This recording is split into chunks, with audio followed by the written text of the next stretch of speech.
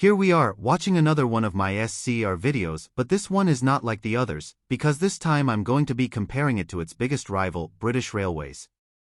By the way, before I get into this video, I have to tell you guys that everything in this video is all my personal opinion. It's absolutely fine if you disagree with me because I'm not forcing you.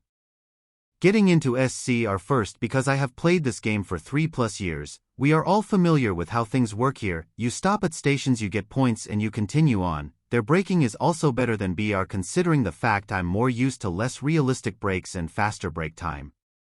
Also, we all know that in order to become a dispatcher you have to first do trainings, which take ages. I bet most SCR fans agree that the waiting times for these trainings are super hard to get into. Also, considering the fact that the game can be a little too strict when it comes to playing it, if you do one wrong move as a player in SCR you will probably get messages in chat saying you will get demoted for what you did, or people saying get demoted. I understand that people want others to play the game properly, but sending death threats is not going to encourage people to play more. Now the driving HUD is really modern, which is something that BR hasn't gotten yet, and in SCR the starter train is much more better than the BR started train. SCR's is being the Class 357 and BR's being the Class 142 Pacer, aka the literal rail bus.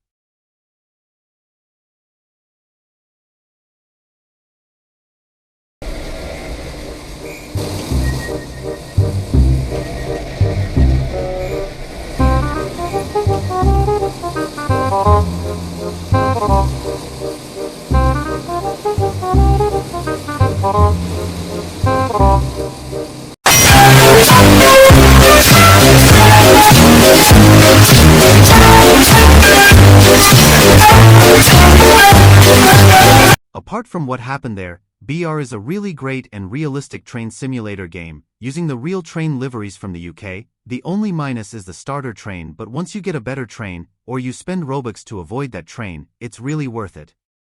From what I have observed in BR is that you can make your train out of max 3 units, and have up to 12 coaches depending on what train you choose to use, and unlike SCR you won't depawn if you hit the buffer and you won't depawn if you walk on the tracks.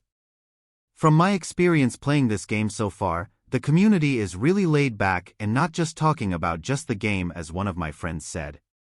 In BR you can also turn on windscreen wipers and turn on sanders for the train if it gets rainy.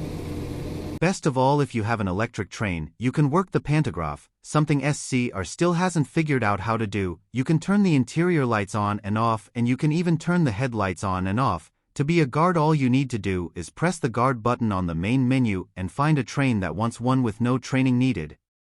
And that way you can teach yourself how to guard trains and even check the tickets on the NPCs to make sure they are not riding the train illegally.